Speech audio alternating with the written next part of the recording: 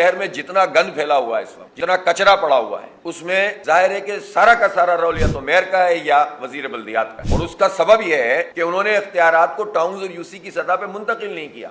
अमला टाउन्स के मातहत नहीं है सिंध सॉलिड वेस्ट मैनेजमेंट का, ठेकेदारी निजाम के तहत चल रहा है। एक कंपनी को दे देते हैं ठेका, फिर वो कंपनी सबलेट कर देती है, अपनी पसंद के लोग ऐसी लेबर लेकर आते हैं जो कोई काम नहीं कर सकती। कम कीमत में ठेकेदारी निजाम के तहत उनको लाया जाता है और उसके नतीजे में शहर में सफाई सुथराई का कोई काम अमलन नहीं हो रहा है। अब टाउन्स क्या करें? ये टाउन चेयरमैन है, इनको अवाम ने मुंतखब किया है, इनके यूसीज को अवाम ने मुंतखब किया है, उसके जरिए से ये चेयरमैन बने, लेकिन इनके इख्तियार में सफाई का निजाम नहीं है। आप अंदाजा लगाएं कि ये है पीपल्स पार्टी और ये है हमारी हुकूमत है। पानी जो बुनियादी जरूरत है, लेकिन पानी जो है वो भी इनके मातहत नहीं है। इनका कोई इख्तियार नहीं है कि जो वाटर बोर्ड का अमला है उसको ये गिरफ्त कर सकें। सीवरेज जो गंदगी फैली हुई है, गटर लाइनें बह रही हैं, बारिश हो जाती है तो बड़े बड़े नाले वो भी केएमसी के पास, उसमें भी इनका कोई रोल नहीं है। गोया ये जो भी काम करते हैं अपनी बस जितनी कोऑर्डिनेशन कर सकते हैं, मिन्नतें कर सकते हैं, हमले के हाथ पैर जोड़ सकते हैं, उनसे प्यार मोहब्बत से बात कर सकते हैं, उनसे जो कर सकते हैं ये अपनी बुनियाद के ऊपर करने की कोशिश कर रहे हैं। इख्तियार इनका कोई नहीं दिया अब तक। ये है पीपल्स पार्टी और ये है नून लीग और ये है पीडीएम, जिन्होंने